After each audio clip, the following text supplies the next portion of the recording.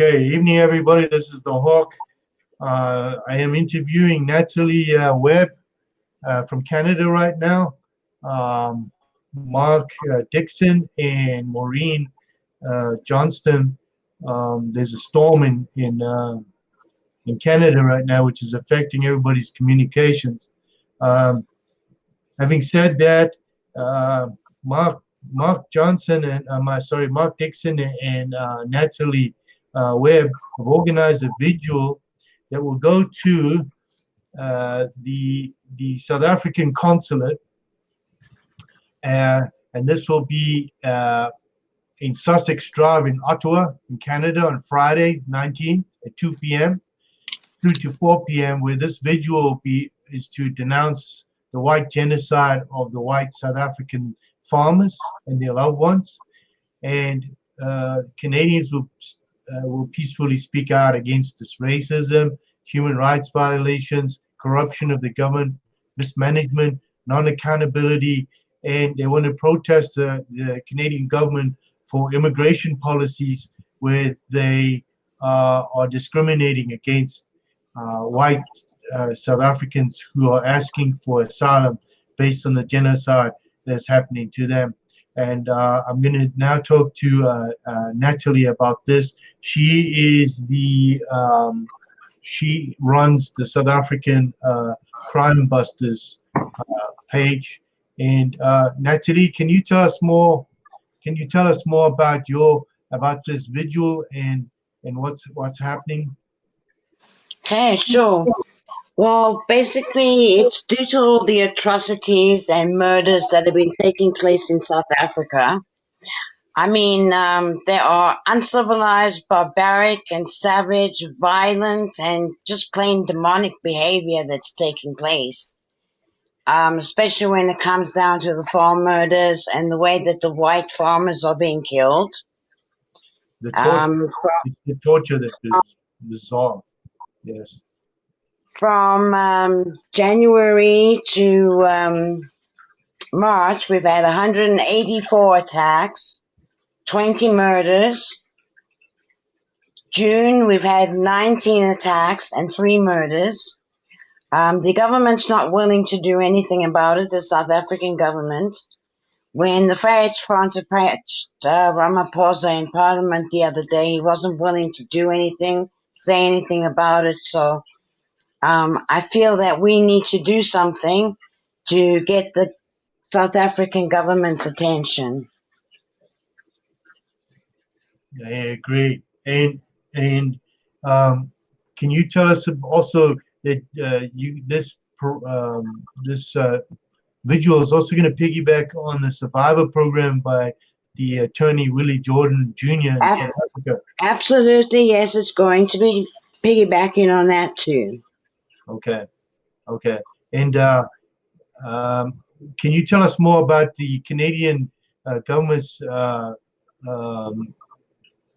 lack of empathy towards the white South Africans who are asking for asylum based on the situation there? Well, right now it's not very good at all, and therefore we're watching down there too to try and see if we can change the government's stance on how they're feeling about it. Right now they're mostly letting in, and I don't have anything against it, Syrians and Muslims. These people can't speak English. It takes them years to learn English, whereas if they brought in South Africans, they already speak English.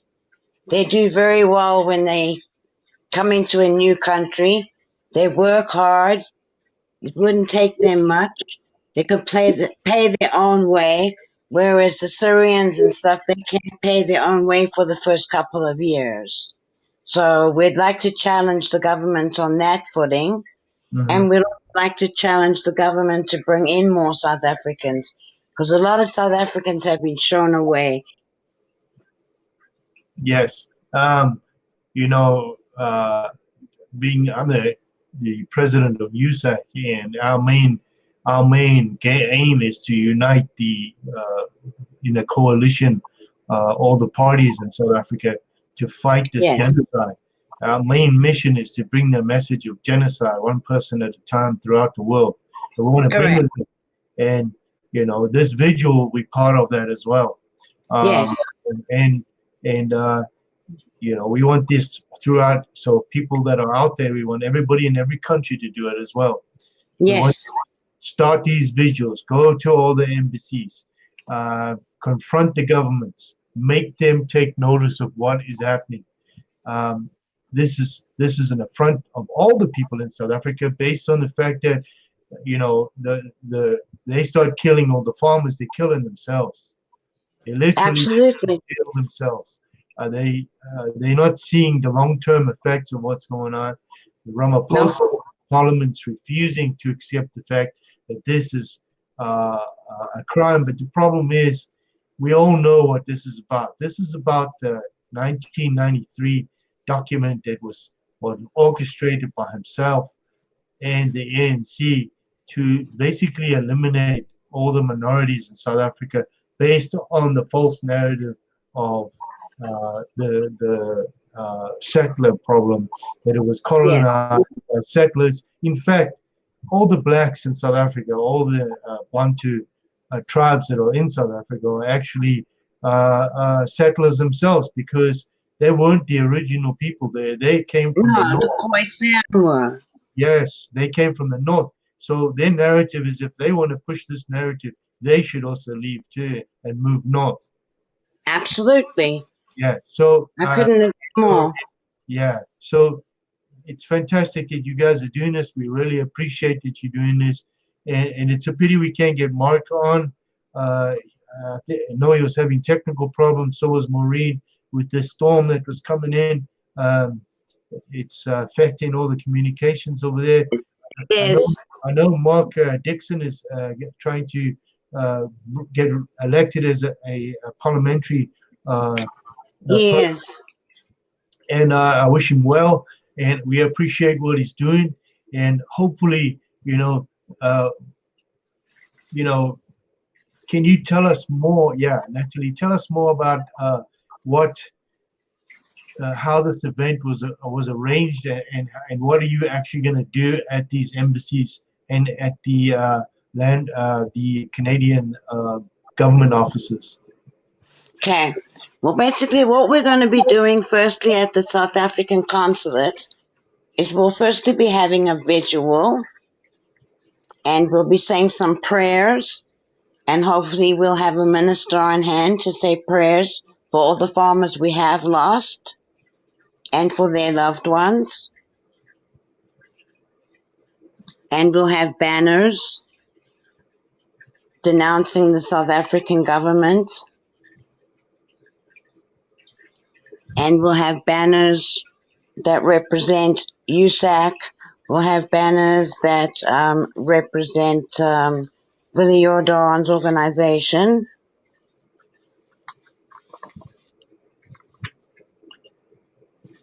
Then we'll be proceeding to Canada side, where we will be challenging the immigration minister. Because our immigration minister, to us, is allegedly very racist. They're only letting in a certain amount of people and of a certain race. They're showing away South Africans. They're not letting them in. And we know this for a fact. So we're wanting to challenge them and bring about changes so that we can get the South Africans in a safe place, like a country like Canada. The Canadians are not aware of what is going on in South Africa. They do not get exposed to it on the news. They do not see it in the newspapers. I can say that for myself, living in Canada. The only reason I even see or get exposed to it is because I have a subscription to BBC News. So, have you considered contacting the media there and explaining to them what is going to happen on the 19th? Yes, we have. The media will be there. The Okay. media will be there. Great. Did you hear that Katie Hopkins I think it's Katie Hopkins, she's been now denied access to South Africa for her racist comments because she exposed the South African government. So they've denied her access and she's been banned from South Africa. Well, that's nice. That's not a nice thing to do. This is, this just proves what we've said all along. Exactly. They don't like the truth. So what fascinates me about the rhetoric in South Africa is that apartheid was removed,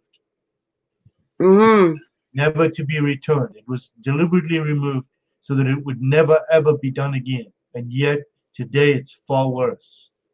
Exactly. It is far worse. It's just reversed. Yes. And I made the point the other day that say in 1994, when the first elections in South Africa was held, any child under the age of 5 years old didn't understand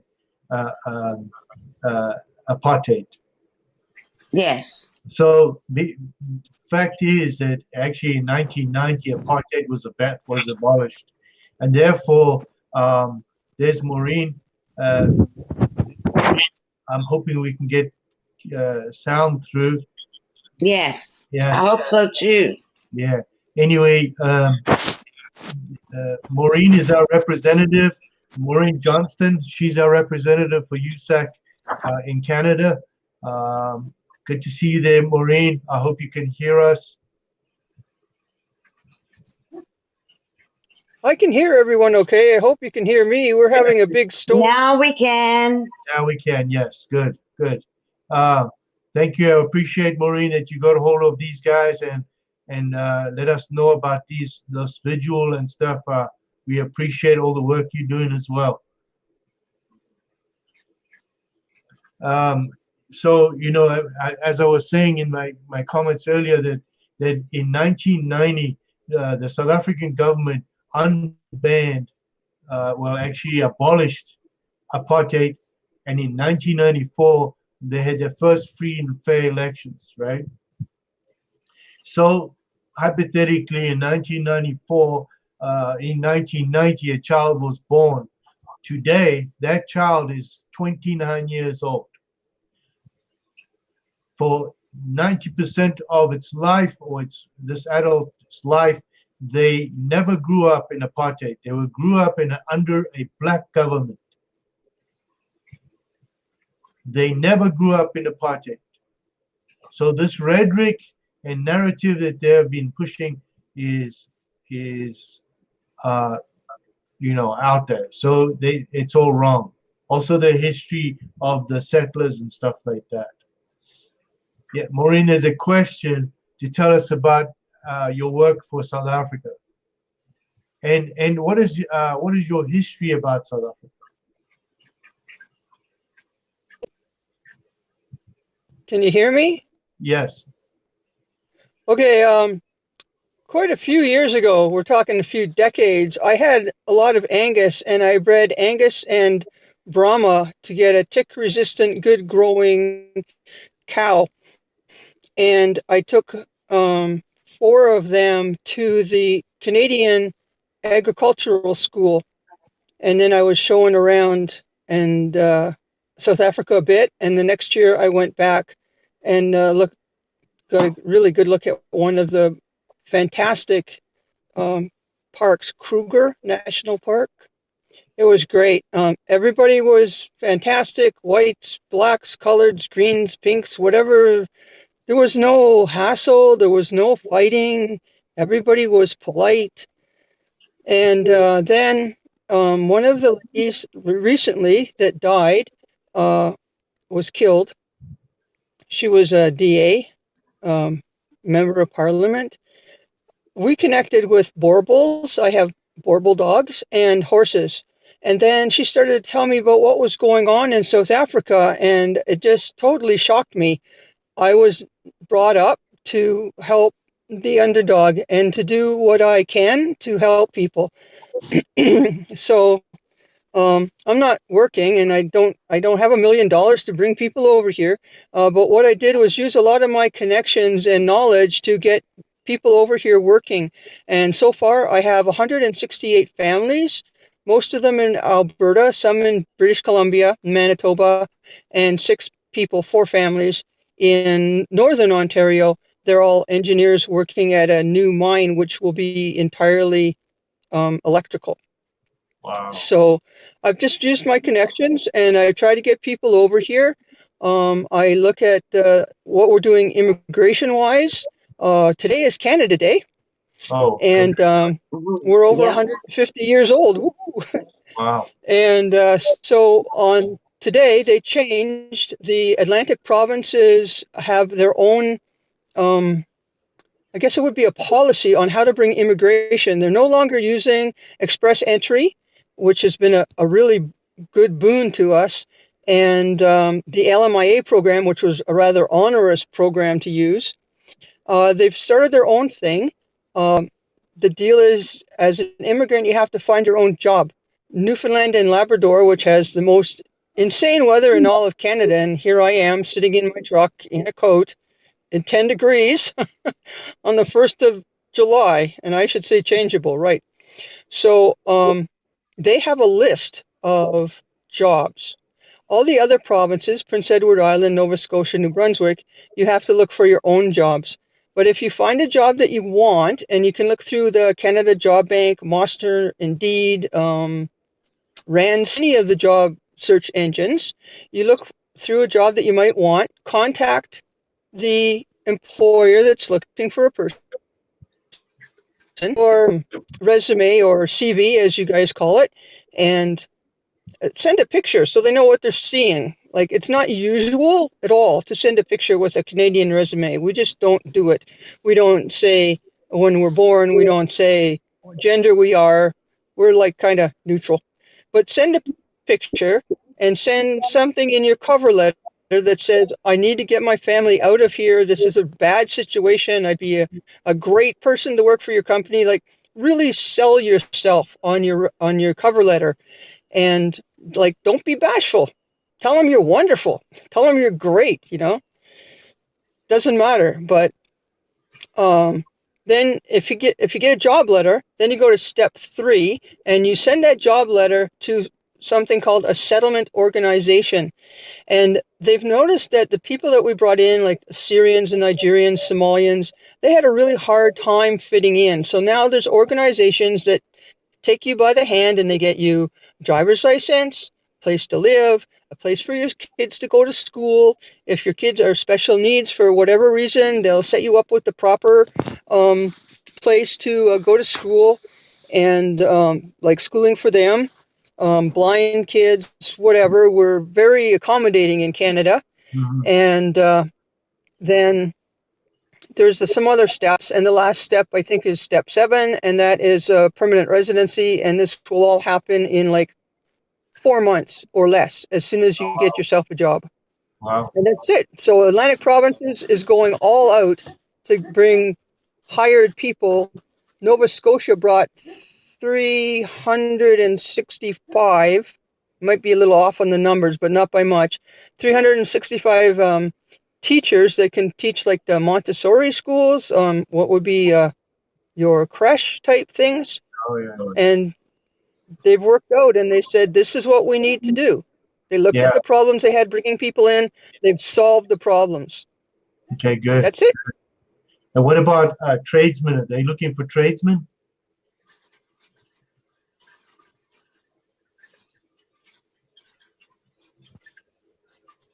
Yes, they're looking for tradesmen all the time, every Every province. Okay, good.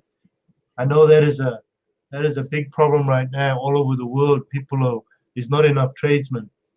There's not enough trained tradesmen. So people that are trades, they should look at that. Not only Canada, but New Zealand and Australia as well.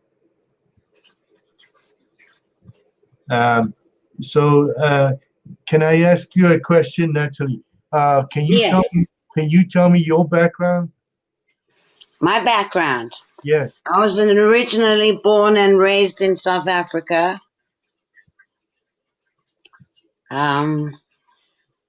I left South Africa when I was about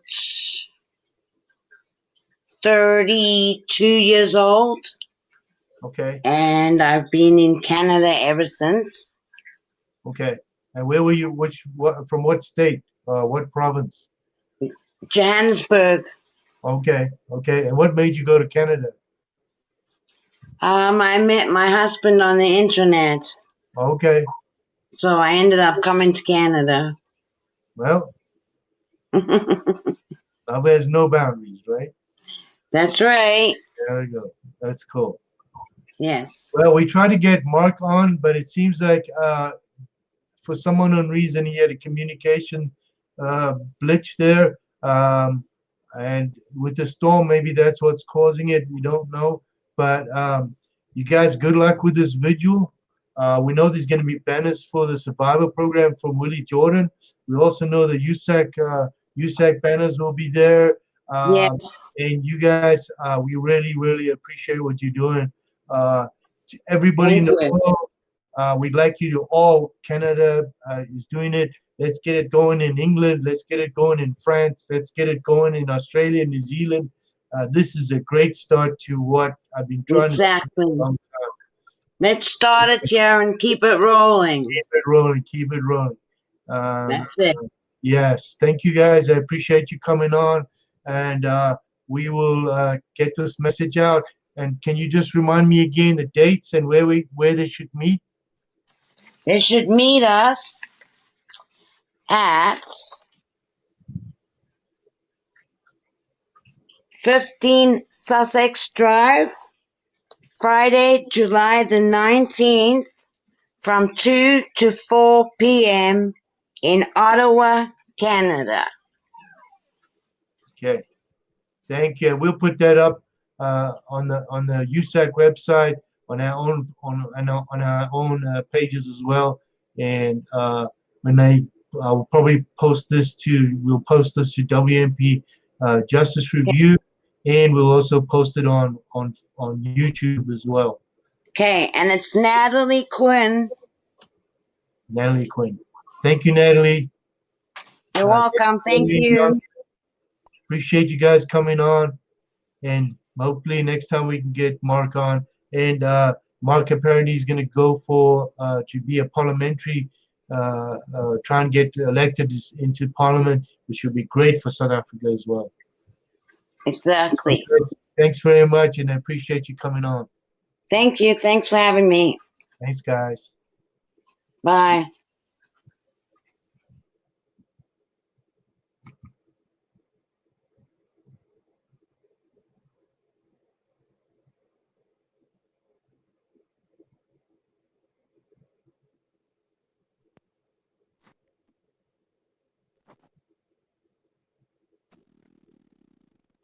Sorry, we didn't, Maureen, we didn't hear any of that.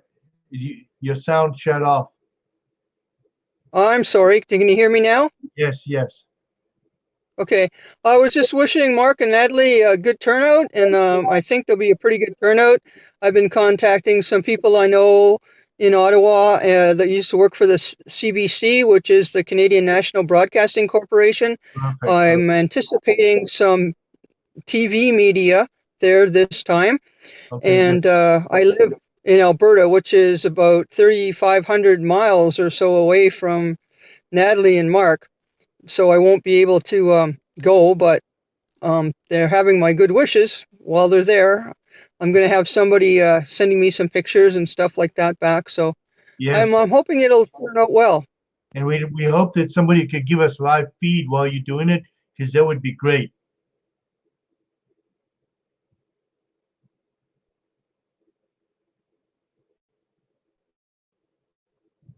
Okay, thanks, Maureen. Thanks, Maureen, and we'll talk to you soon.